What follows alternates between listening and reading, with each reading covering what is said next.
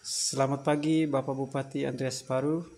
Kami mohon informasi dari Bapak Bupati tentang Bapak sebagai Bupati Kepala Daerah tingkat 2 Kabupaten Ngada untuk memberi informasi tentang pembangunan di Kabupaten Ngada yang telah Bapak lakukan dalam bingkai Tante Nila Paris. Silakan Bapak beri laporan kepada publik yang ingin mengetahui dari sumber yang sebenarnya. Silakan kami memberikan waktu Bapak. Baik, terima kasih. Ya, pertama-tama saya mau menyampaikan apresiasi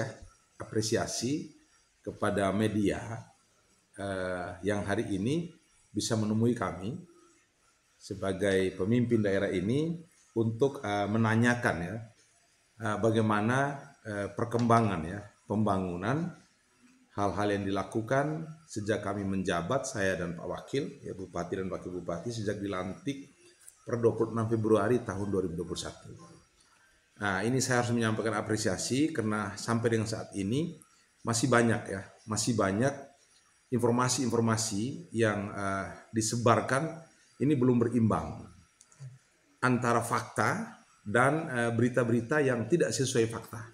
Nah, oleh karena itu momen ini saya pikir ini hal yang luar biasa. Saya ingin menjelaskan dan saya juga akan lengkapi dengan data sehingga masyarakat luas khususnya masyarakat Kabupaten Ngada baik yang berada di Kabupaten Ngada maupun yang di luar Kabupaten Ngada bisa mengikuti perkembangan, memantau sejauh mana yang sudah dilakukan oleh pemerintah Kabupaten Ngada era kepemimpinan saya dan Pak Wakil Bupati. Berangkat dari visi dan misi Kabupaten Ngada, yaitu ingin mewujudkan masyarakat Ngada yang unggul, mandiri dan berbudaya, berbasis pertanian dan pariwisata, yang berwawasan lingkungan. Ini dikemas dalam RPJMD Kabupaten Ngada tahun 2021-2026. Pertanyaan yang mendasar, kenapa berbasis pertanian dan pariwisata? Ya, saya pikir sudah bukan rahasia lagi kalau Ngada ini potensi yang paling luar biasa itu adalah pertanian dan pariwisata. Ya. Baik itu lahan basah, lahan kering, baik itu tanaman-tanaman komoditi pertanian, komoditi perkebunan, kemudian peternakan kita, kemudian laut kita ya. Ada 4 kecamatan di Kabupaten Ngada dari 12 kecamatan yang berada di garis pantai, baik itu pantai selatan maupun pantai utara. Ada 162.000 kilometer. Dan ini merupakan potensi yang menjadi unggulan.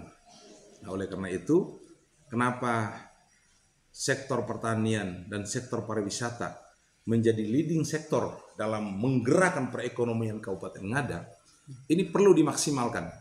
Nah, bagaimana upaya untuk memaksimalkan dua potensi ini, ya, potensi pertanian dan potensi pariwisata. Ya. Nah, makanya dalam program kerja jabaran dari visi pembangunan Kabupaten Ngada itu adalah kita jabarkan dalam 5 program unggulan, ya, 5 program unggulan. Nah, pertanian ya, Tante Nila Paris dengan tagline yang kami angkat, yang kami usung ya, untuk menjabarkan visi pembangunan Kabupaten Ngada yang dituangkan dalam program kegiatan, kami mengusung tagline yaitu Tante Nila Paris. Bagaimana memberdayakan semua petani, peternak, nelayan, juga sektor pariwisata untuk bersama-sama berkolaborasi sehingga pada suatu saat ya diharapkan potensi yang ada di Kabupaten Ngada ini bisa meningkatkan kesejahteraan masyarakat Kabupaten Ngada. Nah, oleh karena itu dalam tahun pertama tahun 2021 itu kami berupaya untuk melakukan upaya-upaya dan itu baru dikerjakan pada perubahan anggaran. Ya. Perlu diketahui oleh khalayak bahwa sejak kami dilantik pada Februari 2021 itu masih melakukan kegiatan perencanaan dari bupati terdahulu. Itu sampai dengan Oktober tahun 2021. Ya. Jadi per 1 Oktober 2021 itu program Tante Nela Paris itu mulai dijabarkan secara nyata. Melalui apa? Di perubahan kita anggarkan untuk mulai memperhatikan masalah mekanisasi pertanian. Jadi kalau misalnya masyarakat mungkin mendengar ya, pada tahun 2021 bulan Oktober itu ada pengadaan alat-alat traktor, hand traktor, kemudian alat-alat lain ya, perontok padi dan lain-lain. Itu adalah pekerjaan yang mulai kami eksekusi dan mulai melaksanakan penjabaran program Tante Nela Paris. Itu per 1 Oktober 2021. Nah, pada tahun 2022 secara full ya, dari Januari sampai Desember sudah mulai melakukan program Tante Nela Paris. Nah, oleh karena itu saya perlu menyampaikan, kita ketahui bersama ya, bahwa di tahun 2022 kita dilanda masalah yang luar biasa, masalah COVID-19. Dan COVID-19 kita ketahui bahwa telah mengganggu semua aspek kehidupan. Baik kehidupan bermasyarakat, kehidupan sosial, kehidupan ekonomi, juga termasuk kegiatan-kegiatan keagamaan. Dan ini mengganggu semua stabilitas kita. Termasuk program-program ya, kegiatan yang sudah direncanakan, mulai dari pemerintah desa, kecamatan sampai kabupaten, harus dipending. Ya. Dipending untuk apa? Anggarannya dialihkan untuk pembiayaan COVID-19. Karena prinsipnya adalah nyawa manusia itu harus diselamatkan. Nah, dalam kondisi yang sulit seperti ini, maka sebagai pemimpin daerah tentunya kami tidak bisa bertinggal diam.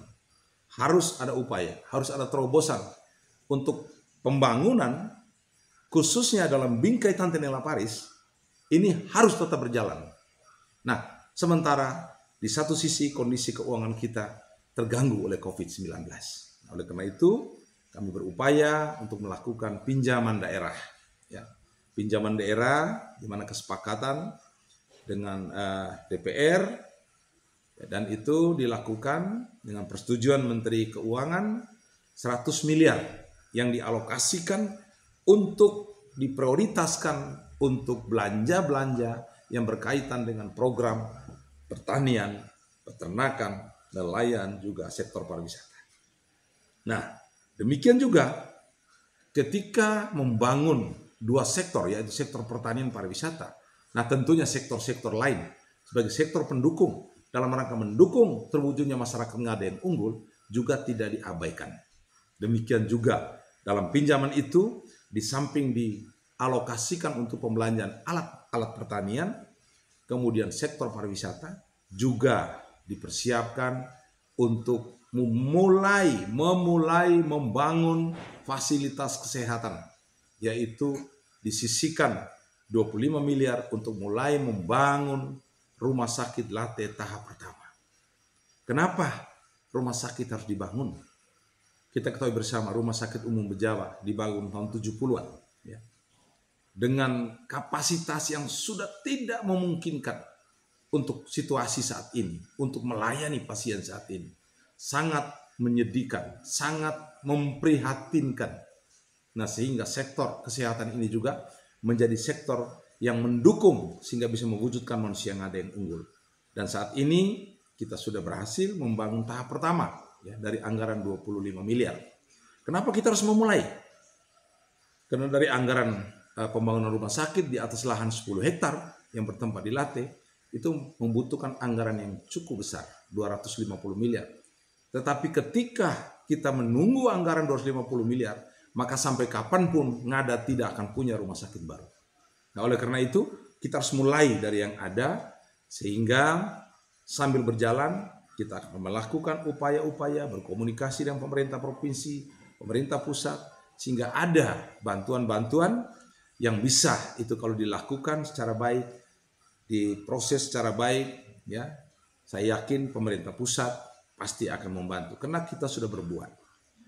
Demikian juga ya, dana-dana yang digunakan, kita ingin melengkapi kebutuhan-kebutuhan dasar masyarakat, diantaranya air bersih, ya, ini juga kita lakukan ya.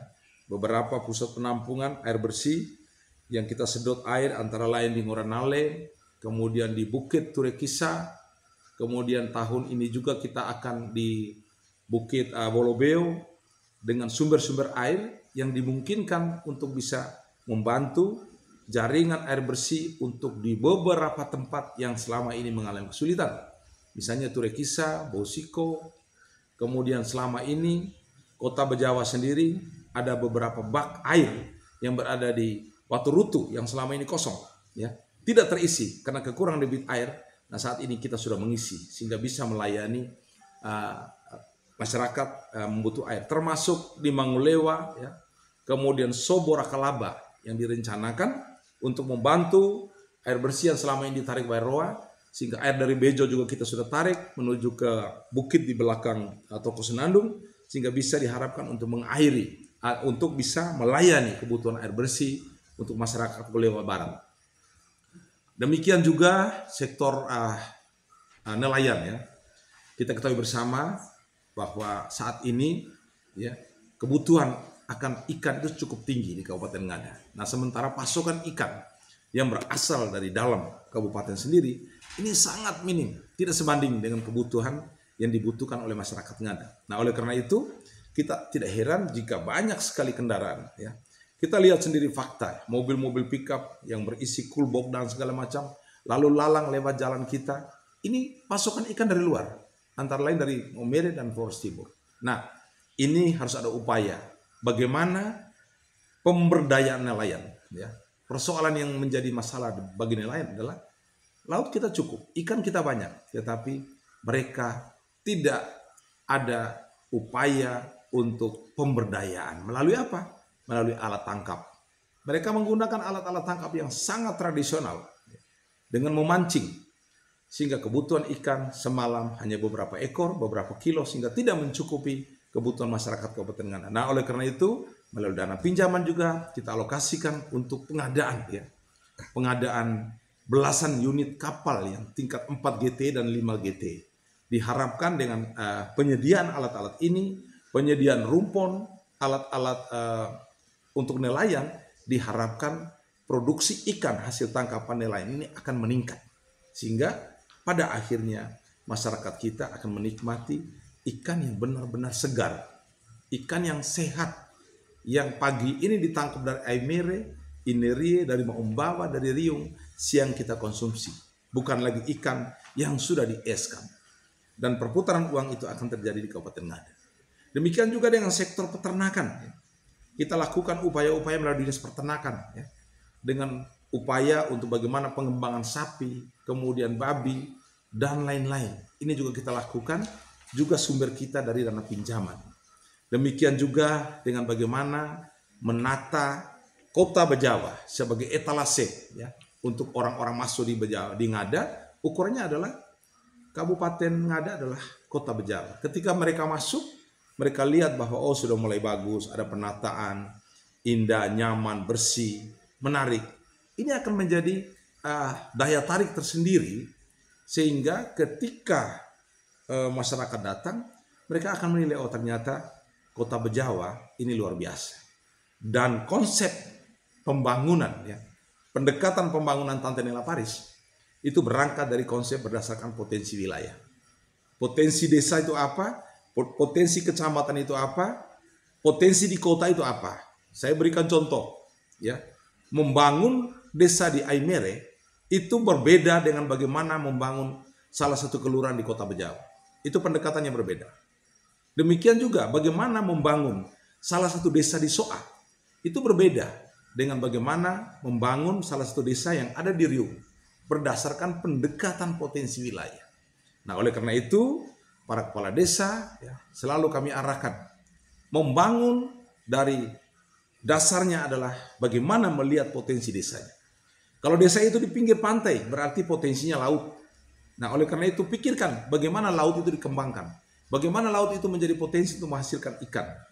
Nah, ketika desa itu ada sektor pariwisata, maka pendekatannya adalah pariwisata. Demikian juga di Kota Bejawa. Membangun Kota Bejawa adalah bagaimana upaya membuat kota ini indah, nyaman, bersih, rapi, sehingga menarik mereka datang. Sehingga apa? Sektor usaha kecil menengah akan tumbuh. Nah, oleh karena itu pendekatannya adalah membangun sektor jasa. Itu jadi beda pendekatannya. Nah, ini semua dikemas dalam Bingkai Tantenela Paris yang tertuang secara lengkap dalam RPJMD Kabupaten Ngada tahun 2021-2026. Dan semua proses ini sudah kita lakukan, sudah berjalan, sekarang memasuki pada tahun ketiga, dan kami sudah menyiapkan data secara lengkap apa yang sudah dilakukan, apa yang belum dilakukan, bagaimana penggunaan dana 100 miliar, untuk apa saja, ini secara lengkap kami akan sampaikan secara bertahap, sehingga masyarakat secara keseluruhan akan memahami secara benar dan jelas tentang bagaimana pembangunan Kabupaten Ngada. Ini perlu saya sampaikan pada kesempatan ini. Jadi banyak hal yang kita upayakan. Nah, kemudian ada satu hal yang cukup menarik, ya, yang perlu saya sampaikan kepada kalayak, kepada masyarakat Kabupaten Ngada. Ketika kami memasuki masa tugas di Kabupaten Ngada, saya melihat ada satu hal yang sangat memprihatinkan, di mana terjadi monopoli, ya.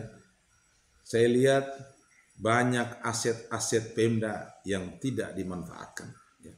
Diterlantarkan, ya. Banyak tanah-tanah pemerintah daerah yang tidak bisa dimaksimalkan. Demikian juga lahan-lahan pertanian banyak yang tidak dimanfaatkan, diterlantarkan. Kita jawab dengan pengadaan traktor, ya. Traktor roda 4 50 unit, ya. Hand traktor untuk daerah-daerah yang tidak bisa dimasuki roda 4 kita persiapkan. Alat pemecah kemiri kita persiapkan, ya. Demikian juga aset pemerintah, ya. Aset yang tidak dimanfaatkan saat ini kita kembangkan untuk dimanfaatkan untuk membangun Alfamart. Alfamart kita bangun pada aset tanah pemerintah, sehingga ada sumbangsi dari pihak ketiga untuk APBD Kabupaten Ngada melalui penyewaan. Demikian juga Bank NTT yang saat ini kantornya disewa. Kita manfaatkan tanah Pemda untuk dilakukan dengan upaya imbreng, gitu, penyertaan modal melalui aset. Dan itu tahun 2022 kita mendapat penyertaan modal kurang lebih 9 miliar untuk penyertaan modal. Demikian juga hal-hal lain, ya. Sekali lagi, ya, saya harus menyampaikan, ya, upaya kita lakukan, ya. Terobosan-terobosan kita lakukan. Inovasi-inovasi kita lakukan dalam rangka mewujudkan yang saya katakan tadi, visi. Ingin supaya terwujudnya manusia yang ada yang unggul. Unggul apanya? Ada 4 keunggulan yang kita harapkan saat ini. Yang pertama, yang paling pertama adalah unggul ekonomi. Unggul ekonomi melalui sektor apa? Sektor pertanian dan sektor pariwisata. Yang kedua, unggul infrastruktur, ya. Infrastruktur saat ini juga kita sedang tingkatkan. Kemudian yang berikut, unggul yang kita harapkan adalah unggul penataan birokrasi, ya. Penataan birokrasi yang kita harapkan, ya. Yang saat ini kalau kita monitor, ya, saat ini kita sedang melakukan pengisian jabatan eselon 3, ya, kemudian eselon 2, kita lakukan pemetaan, kita lakukan asesmen dalam rangka regenerasi, ya, ada pergeseran-pergeseran. Ini semata-mata dalam rangka upaya unggul tata kelola pemerintahan. Karena Tantenela Paris bisa berhasil, ujung tombaknya adalah di ASN. Nah, oleh karena itu secara bertahap kami lakukan upaya-upaya, ya. Nah, demikian juga dengan upaya-upaya yang dilakukan agar semua proses, ya, yang tertuang dalam RPJMD Kabupaten Ngada, ya, dengan tagline kita Tantenela Paris ini bisa kita lakukan dengan baik. Namun, ya, dalam perjalanan tentu saja, ya, selalu saja ada hambatan, selalu saja ada tantangan, baik itu yang bersumber dari keterbatasan fiskal daerah, ya, maupun hal-hal lain. Ini hal yang wajar karena kita harus realistis. Kita harus realistis dengan kondisi kita saat ini, baik kondisi APBD maupun kondisi secara nasional. Kita harus tahu bahwa COVID-19 itu meninggalkan dampak ikutan terhadap perekonomian kita. Nah, demikian juga pada tahun depan kita akan menghadapi pesta demokrasi yang begitu besar, ya.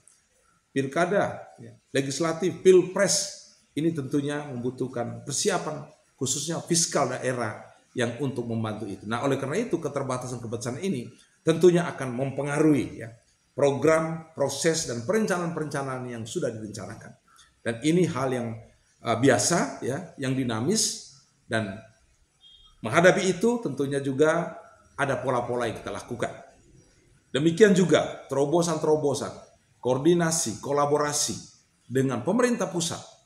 Ini juga salah satu upaya untuk mengisi keterbatasan fiskal daerah kita. Ya. Pemerintah pusat menganggarkan, tetapi pemerintah pusat akan memanfaatkan wilayah yang berada di Kabupaten Ngada. Nah, oleh karena itu pada kesempatan ini saya harus menyampaikan, kalau misalnya, ya, kalau seandainya ada kegiatan-kegiatan yang kami harus lakukan di Jakarta, itu memang harus dilakukan. Kenapa?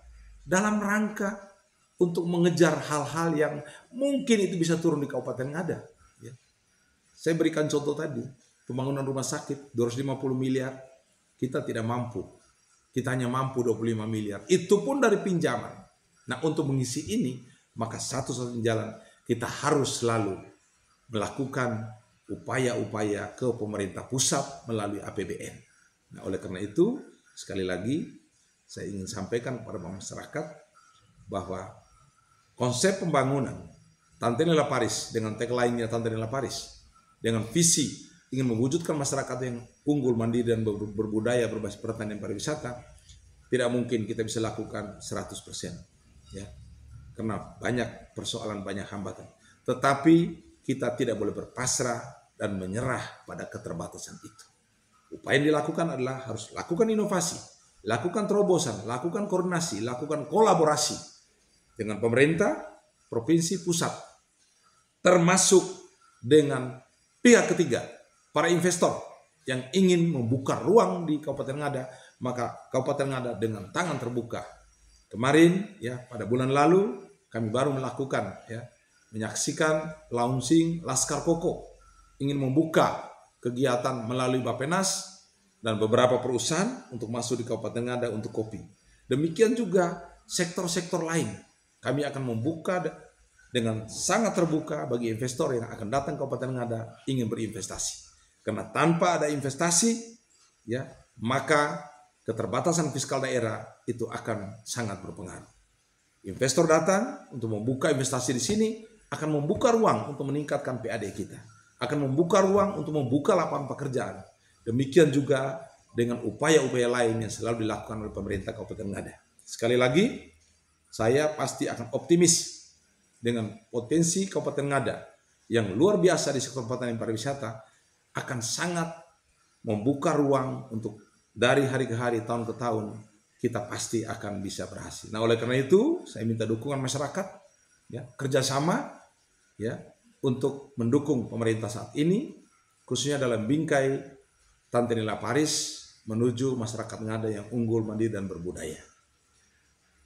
Terima kasih atas kehadiran pada hari ini. Sekali lagi, saya ingin berpesan, sebentar lagi kita akan memasuki tahun politik. Ya. Cermati, amati media-media sosial yang berkembang secara bijak, sehingga kita tidak terjerumus kepada hal-hal yang negatif. Mari kita bersama-sama bergandengan tangan untuk membangun Kabupaten Ngada menuju Ngada yang luar biasa.